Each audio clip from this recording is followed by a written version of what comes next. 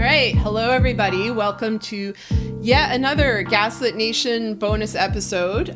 Today, we're going to discuss Biden's State of the Union address, which happened on Tuesday. And we're also going to get to the questions that have been sent in from you, our wonderful Patreon subscribers. So I'm going to just be clear. I didn't watch the speech. I was at a concert that my daughter was giving, so I didn't see it live. And I've honestly found these State of the Union speeches very painful to sit through for various reasons. I discussed this in the regular episode, how under Obama, there was this constant feeling of gaslighting, of him describing an America that was wonderful and prosperous and that I did not recognize at all in the aftermath of the 2008 financial collapse. And I kept thinking how nice it would be to actually live in the America that Obama was claiming existed. With Trump, of course, it's a very different kind of horror. It's open, full throttle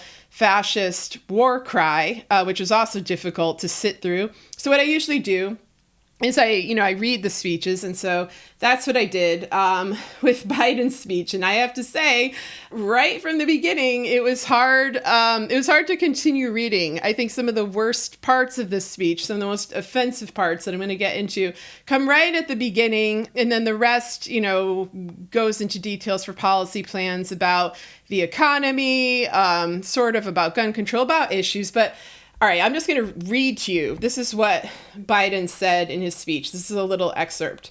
He says, "We're the only country that has emerged from every crisis we've ever entered stronger than we got into it. Look, folks, that's what we're doing again. 2 years ago, the economy was reeling.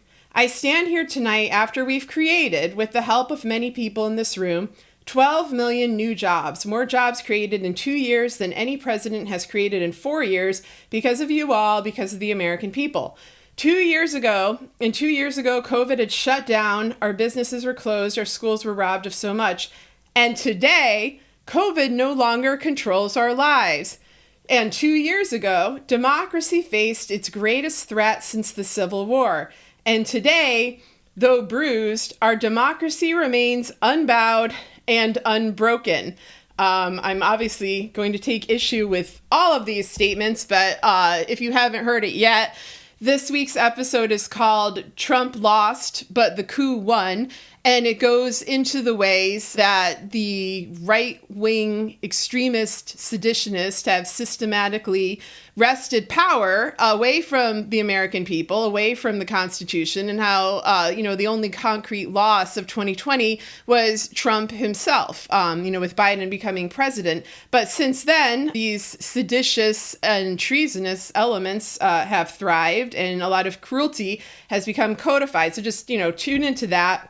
I'm going to get into that in a second. First, I want to address this issue of the economy, of the idea that the economy is doing well.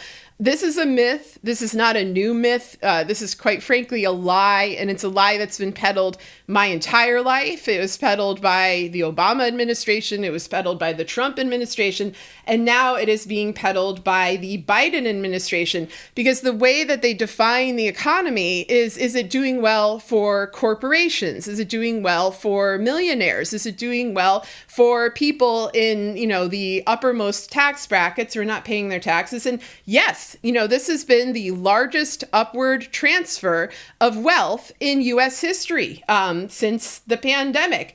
For regular folks, the situation is grim. Credit card debt is at an all-time high, and this was after credit card debt had actually gone down significantly during the pandemic, not from any policy Trump passed, but simply because folks were home, they were not spending much, and they were getting, stimulus aid. They were actually able to have savings for the first time. Wages are now lower because of inflation. Inflation is not Biden's fault. Inflation is a global crisis. crisis that we are a part of. But the reality is, housing is unaffordable. People cannot buy homes. Rent is skyrocketing. Food and gas have been unaffordable on and off throughout the year, depending what product and what time. Labor gains that were made, throughout the last decade, but also during the pandemic, have been largely wiped out. And I think a lot of corporations were very intimidated by a resurgent labor movement, and some of that is not Biden's doing. These are corporate monstrosities preying on their workers. We're seeing this in media too. The New York Times, NBC, HarperCollins, all these publishers and places are striking, along with places like the railroad workers, where Biden could have aided them in their quest for paid sick leave and chose not to. And then here I'm going to get to, this is a very grim point, but I'm honestly so offended that not just Biden, but many people in Congress and many pundits keep making this point. They keep talking about how unemployment is at a record low, which, might be true. The way that unemployment is measured has always been a problem for me. I wrote about this in my book, The View from Flyover Country, how they don't often count people who've simply dropped out of the labor market because it's taken them so long to find a job. But here, it's even more grim because, the reason that unemployment is so low is that people are dead. We have had a mass death event. We have had a mass casualty event. We also have a mass disabling event with COVID. We also have a lot of people who have taken early retirement because they're in the age range of Americans who, if they get COVID by being forced back into work, they are likely to die. So they are retiring. We also have a large number of people who have to stay home as caretakers for their disabled relatives or partners or friends. And so, the really offensive part of this gaslighting speech, this gaslighting segment, is the idea that, quote, COVID no longer controls our lives. I wish this was true. And I'm not some sort of evangelist for the vaccines. I was a vaccine hesitant person who got it. And I don't go around, screaming at people to put on masks, although I think it's a good idea. But I'm also not delusional. COVID is there. This is an ongoing pandemic. We have a, 9/11 worth of death tolls every week, and it matters. Their lives matter. Later in the speech, Biden does address that. He expresses, a bit of grief, a bit of acknowledgement for that loss. But, this is an ongoing crisis. And one of the worst things about it is that, from the very beginning, Big Pharma has been profiteering off of this, and they're going to continue.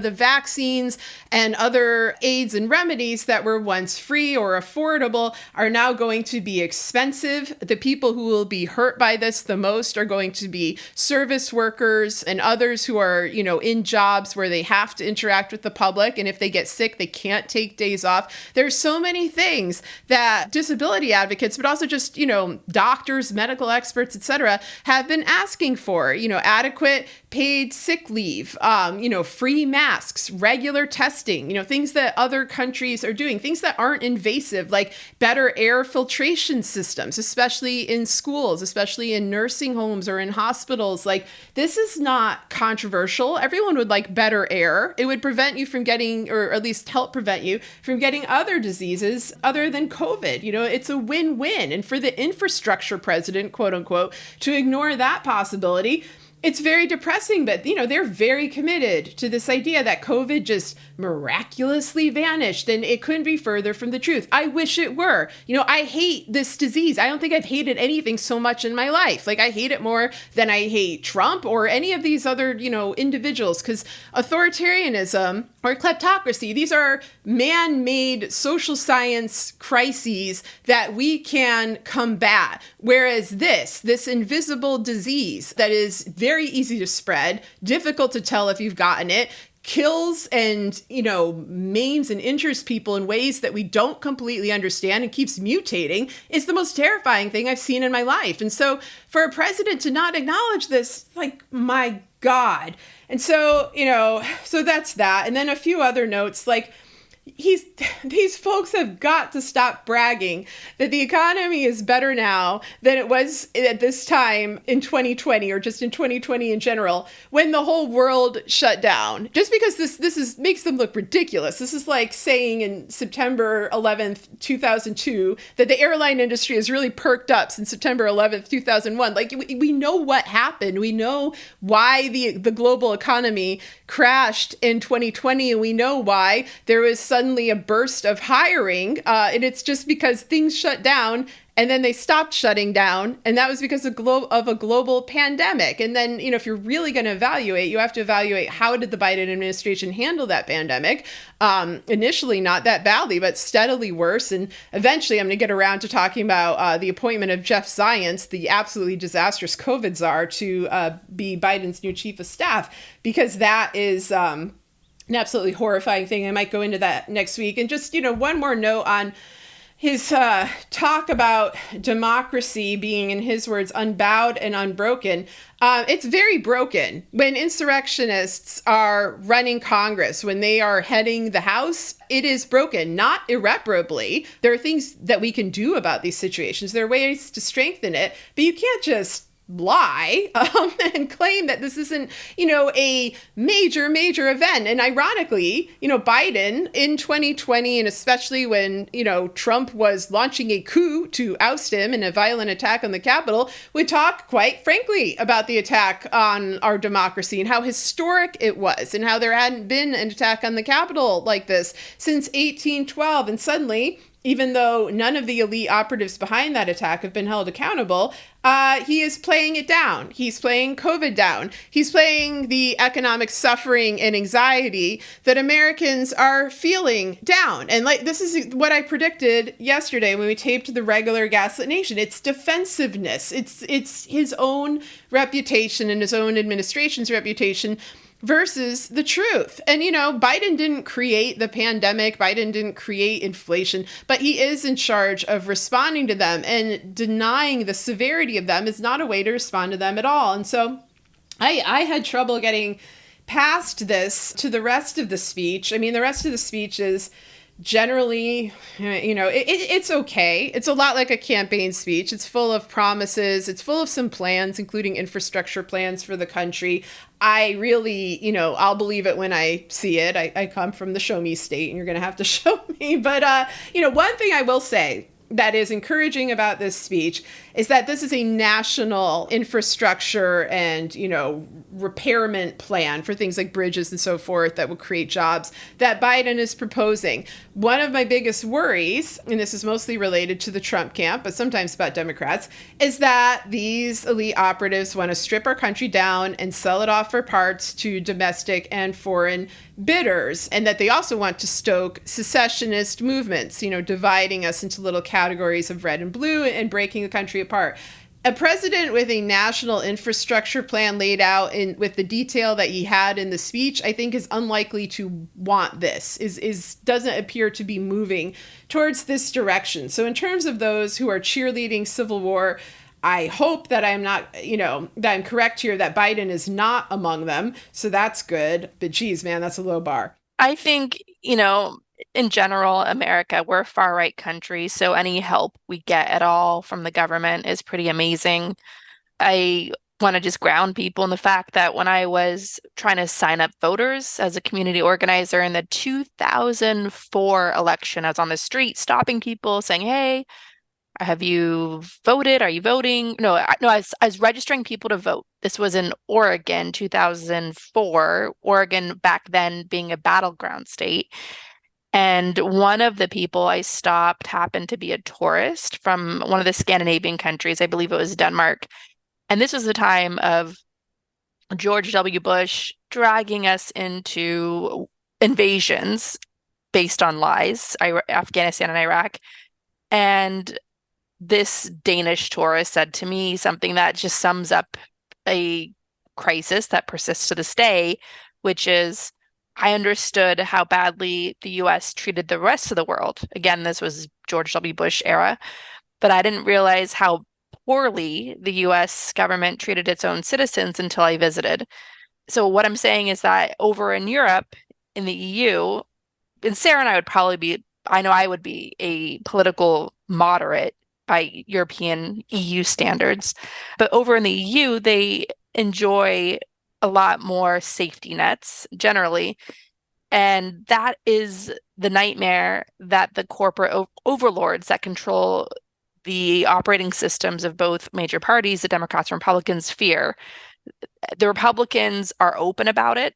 Obviously, in the State of the Union, it was the Democratic side that was cheering for forcing billionaires, forcing the oligarchs to pay their taxes, pay their fair share. And there has been major progress on that under Biden that needs to be recognized. The Secretary of the Treasury, Janet Yellen, organized an international agreement to force corporations, no matter where they're housed, to pay a basic tax. I think it's something like 15%. That's not a small thing. And this is money that's going to start showing up where we live and so on. So, we're in a world of hurt. It's been the Reagan Revolution fallout for decades, where it's become glamorized, considered the American way to rob from the poor, to give tax cuts to the rich. Bush did this, Trump did this. At least Biden is trying in some ways to claw back from that by forcing these issues of oligarchs paying their taxes. He has Bernie backing him up. He has Elizabeth Warren pushing him and so on. So I'm grateful for that, considering that we live in a far right country. America would not be in a far right hostage situation if it weren't for the political systems that are caging us, the Senate, providing unfair representation, where states like Wyoming have equal representation politically to populous states like California and New York. And then you have the Electoral College, of course, which was the two-thirds compromise that was done to protect the slaveholding states, and so on and so on. Then you have far-right propaganda media that's just been exploding in recent years. So if we didn't have these things holding us back, we'd be a lot more progressive as a country. If you look at the polls, that's what America wants. When you look at Joe Manchin and Kyrsten Sinema, they only matter right now because of the Senate, because of the hostage situation. So I do think anything that Biden does, anything that he stands by and offers us and pushes for, matters because we're so far gone as a country. So I'm going to take the wins wherever they are. And that's a strategy that I do have to say not only helps you breathe, but it's also one that I employed during the years of crawling through the desert and trying to get Mr. Jones made. If I just looked at all the things I was failing at and all the things I didn't have and all the things stacked against me, I wouldn't get anywhere. But if I looked at all the things I did have, no matter how few they were, I built from there. So from what we do have, yes, it's not enough, but it is a start. And Biden is someone who, in his own political life, has evolved to become more like less obnoxious, somebody that progressives can work with. And for that, I am hopeful. What is very concerning is the COVID policy, because you have the insurrectionist Gosar, who's one of the creepiest of the Trump clown car, pushing this agenda to get rid of the COVID emergency policies in the House. And, you have Republicans in the House that are threatening to put up these bills to try to get rid of the COVID emergencies that have given people free tests, free vaccines, all sorts of resources that we need at a bare minimum to address the ongoing pandemic. And their justification was the Republicans are going after it in the House, so we might as well roll it back officially as a government and do so it's less chaotic. And they plan to end COVID emergency on May 11th of this year. But they really don't need to do that, because any bills that the insurrectionists, the Trumpists in the House propose, first of all, they'd have to pass the Senate. And if they pass the Senate, Biden can always veto them. So what worries me is that Biden is allowing the Republicans to set the narrative on rolling back COVID emergency. Like, they're jumping on that as though they see an opportunity there. And why would they do that? There must be some sort of pressure from big corporate interests, the donors in big pharma, the donors in, there must be some sort of financial incentive to juice the economy, to juice the corporate overlords somehow, because I don't understand otherwise why you would do that when people need those free tests. Families need those free tests and the free vaccines and so on. So that's sort of appalling. And that's building off of what Sarah was saying with like your whole overview of like the larger forces at work. I want to say with the speech itself, just to talk about the State of the Union, what was very obvious, and plenty of people have pointed this out already, is that it had a lot of energy, it had a lot of engagement with the crowd. He was heckling back against the hecklers. What you saw was a man running for president. So Biden's in. There's a lot of going back and forth. Is he gonna, is he gonna retire, which he has every right to do, in my opinion. I think being president is the hardest job in the world, but it's very obvious that he's going to stay in the game, which I think is a great thing because we don't have any viable alternatives, and Ukraine needs him now. And he's been great on Ukraine and great on rallying the international forces to protect Ukraine against an existential genocide against Russia. So he's definitely running. So that's what we can take from this.